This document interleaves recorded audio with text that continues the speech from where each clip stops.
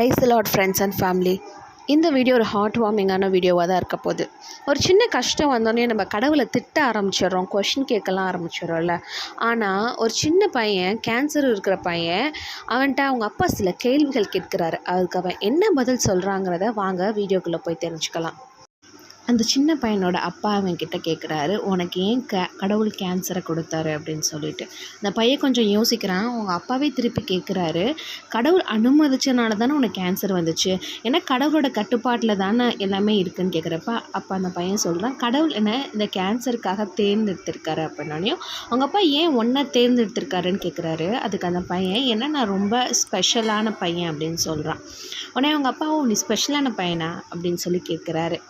உடனே அவங்க அப்பா, ஆமாம் நீ ஸ்பெஷலான பையன் தான் ஒத்துக்கவும் செய்கிறாரு. அடுத்து அவங்க அப்பா கேட்குறாங்க, இந்த கேன்சர் நோயினால் நீ நிறைய வலி அனுபவிக்க வேண்டியதாக இருக்கே, இதெல்லாம் பார்த்து கூட கடவுள் ஏன் இந்த நோய்க்கு எஸ் சொன்னார் நீ நினைக்கிற அப்படின்னு கேட்குறப்ப அந்த பையன் சொல்கிறான், ஏன்னா கடவுள் இதுக்காக தான் என்ன தேர்ந்தெடுத்திருக்காரு, என்னால் இந்த வலிகளை தாங்க முடியும்னு அவருக்கு தெரியும் அப்படின்னு சொல்கிறார். அவங்க அப்பா கேட்குறாரு, நீ கடவுள் மேலே கோவமாக இருக்கியான்னு கேட்குறப்ப அந்த பையன் இல்லை அப்படின்னு சொல்லி தலையாட்டுறான். உண்மையை சொல்லுன்னு கேட்குறாரு. அந்த பையன் இல்லை அப்படின்னு சொல்கிறான். ஏன்னு அவங்க அப்பா கேட்குறாங்க. அதுக்கு அந்த பையன் சொல்கிறான், என்னை கடவுள் என்ன தேர்ந்தெடுத்திருக்கிறதுக்காக நான் ரொம்பவே சந்தோஷப்படுறேன். ஏன்னா மேடி அப்புறம் எம்மானு ஏன் தங்கச்சிகளை அவர் தேர்ந்தெடுக்கலை அப்படின்னு சொன்னோடனே அவங்க அப்பா ஏன் அப்படின்னு கேட்குறாங்க.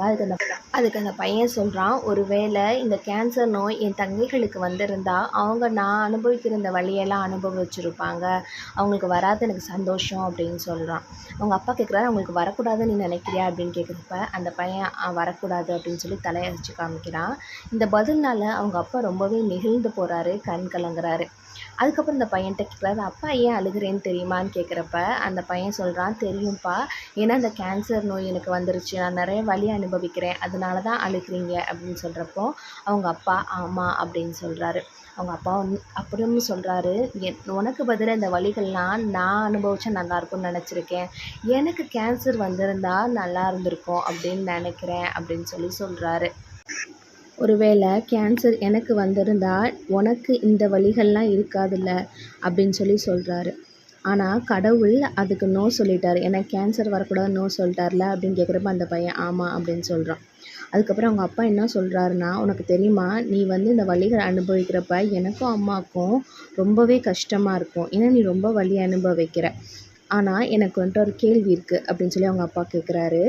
நீ ஏன் இன்னும் சிரிச்சிட்டே இருக்க அப்படின்னு சொல்லி கேட்குறாரு. எப்படி நல்லா இன்னமும் சிரிக்க முடியுது அப்படின்னு கேட்குறப்ப அந்த பையன் சொல்கிறான், ஏன்னா நான் எவ்வளோ வலி அனுபவித்தாலும் இந்த கேன்சர் நோய் எனக்கு இருந்தாலும் கூட கர்த்தர் என்னை சந்தோஷமாக வச்சுருக்காரு அப்படின்னு சொல்கிறான்.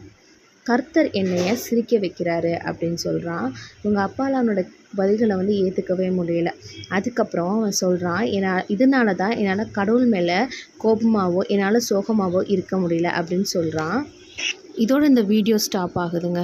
உங்களுக்கு இந்த வீடியோ பிடிச்சிருந்துச்சா, இதனால் உங்களுக்கு என்ன தோணுதுன்றதை கமெண்ட்டில் சொல்லுங்கள். தேங்க்ஸ் ஃபார் வாட்சிங்.